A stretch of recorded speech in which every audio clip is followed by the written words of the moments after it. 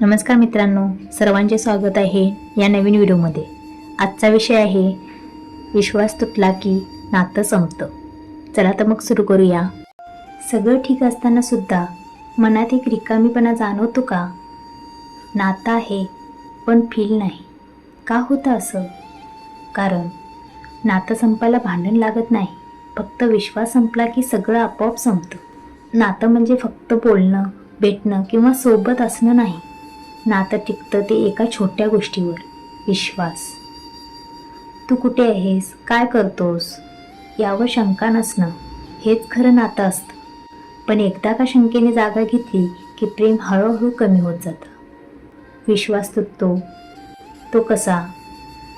मोठ्या चुका करून नाही, तो तुटतो छोट्या छोट्या गोष्टींनी। खोटं बोलणं, लपवणं आणि दिलेला शब्द न पाळणं। आणि मग एक दिवस असा येतो की समोरचा व्यक्ती समोर असतो पण मनातून खूप दूर गेलेला असतो। लोक म्हणतात माफी मागितली की सगळं ठीक होतं, पण खरंच होतं का? माफीने जखम भरते पण त्या जखमेचा ठसा कायम राहतो।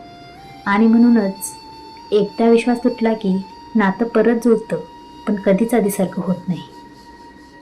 कधी कधी आपण खूप प्रयत्न करतो नातं वाचवण्यासाठी, पण समोरचा जर बदलायलाच तयार नसेल तर कितीही प्रेम असलं तरी नातं टिकत नाही।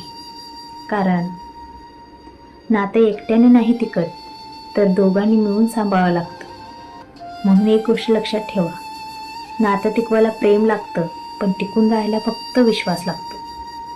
आणि एकदा तो गेला तर नातं फक्त नावालाच उरतं। तुमचं काय मत आहे? विश्वास तुटला की नातं टिकू शकतं का?